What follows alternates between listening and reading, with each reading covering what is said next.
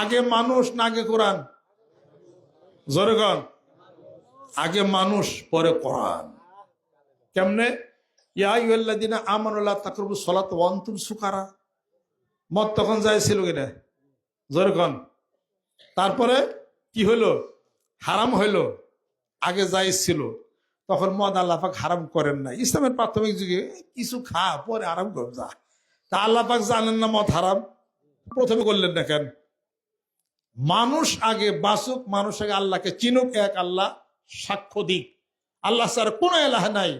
পরে আল্লাহ পাক মদ হারাম করেছেন। আসআলুনাকা আনিল খামরি ওয়াল মাইসির কুল ফীহিমা ইসমুন কাবীরুন ওয়া মানাফিউ লিন-নাস ওয়া ইসমুহুমা আকবার মিন নাফিহিমা। এগুলো হলো অপরাধ। কিছু ভালো আছে মানুষদের জন্য, তবে ভালোর চেয়ে অপরাধটা, ক্ষতিটাই হলো বেশি। ইন্নামাল খামরু ওয়াল মাইসির ওয়াল আনসাবু ওয়াল আজলামু রিজসুম মিন আমালিশ শাইতানি ফাজতানিবুহু লাআল্লাকুম তা'কিলুন। আল্লাহ পাক বলতেছেন যে এই মদ যা কিছু আছে এগুলা সব হলো শয়তানের একটা এগুলো হলো খারাপ, এগুলা থেকে তোমরা বিরত থাকো। ওয়ানাহাহুম আনিদ দুব্বা ওয়ান নাকির ওয়াল মুজাফফাত। হাদিস শরীফের মধ্যে আসছে মদ তো হারাম, আজ থেকে মদের পাত্র আল্লাহ নবী সাল্লাল্লাহু আলাইহি ওয়াসাল্লাম ওটাকেও হারাম করে দিল। কথা ঠিক কিনা বলেন? তাহলে পরে আগে আগে মানুষ বাঁচছে, এরপরে হলো আল্লাহর আইন চলছে। ওয়াইজা যারাবতুম ফিল আরদি লা জুনাহা আলাইকুম আন তাকসুরু মিনাস সালাহ। যদি 48 মিনিট অতিক্রান্ত হয়ে যায়, আল্লাহ বলেন কষ্ট তোমাদের, এত দূরে জার্নি করছো, ঠিক মতো খাওয়া দাওয়া নেই, শরীরও খারাপ, জায়গা 4 রাকাত নামাজের মধ্যে আমি 2 রাকাত বাদ দিলাম। সুবহানাল্লাহ। কসর অবস্থায়, ভ্রমণ অবস্থায়, মুসাফির অবস্থায় নামাজ 4 রাকাত জায়গায় 2 রাকাত। সুবহানাল্লাহ। রোজা রাখতে পারো সফর অবস্থায়, মুসাফির থাকলে। না রাখলে কোনো সমস্যা নাই, রাখলে মুস্তাহাব, না রাখলে অসুবিধা। তো বাড়িতে এসে একটা কাজা করে নিস। সুবহানাল্লাহ। আর বাড়িতে বসে থেকে থেকে বিনা ওজারে যদি রোজা না রাখে তার জন্য তো গুনাহ।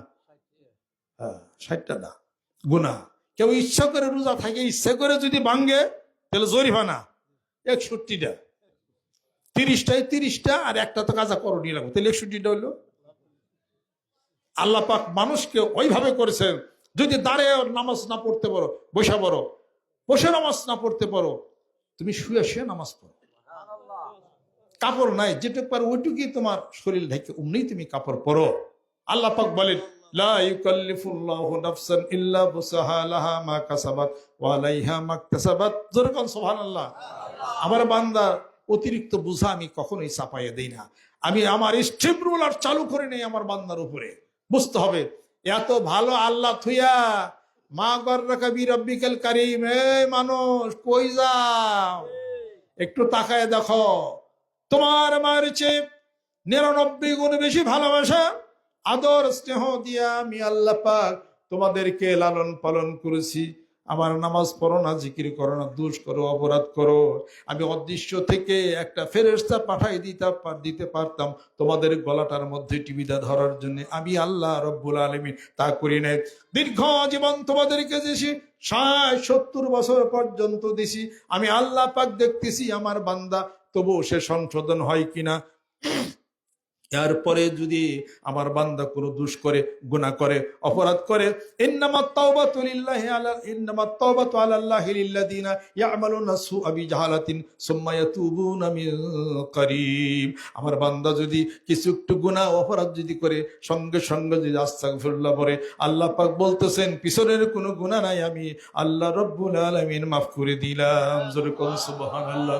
সারাটা জীবন ভরে লালন পালন করলাম, অক্সিজেন দিলাম, নদীর বানের মাছ, এত কিছু দিলাম, প্রতি বছর লিচু আসে, প্রতি বছরই আম আসে, কোন একটা তো এদিক সেদিক হলো না। আল্লাহ পাক বলেন বান্দারে এই সব কিছু খাওয়ার পরে যদি সব কিছুর ফাঁকে ফাঁকে যদি আমি আল্লাহরে স্মরণ করতি, একটু জিকির যদি করতি, আমি আল্লাহর কুদরতে রাজি হয়ে যাইতো। জোরে কোন সুবহানাল্লাহ।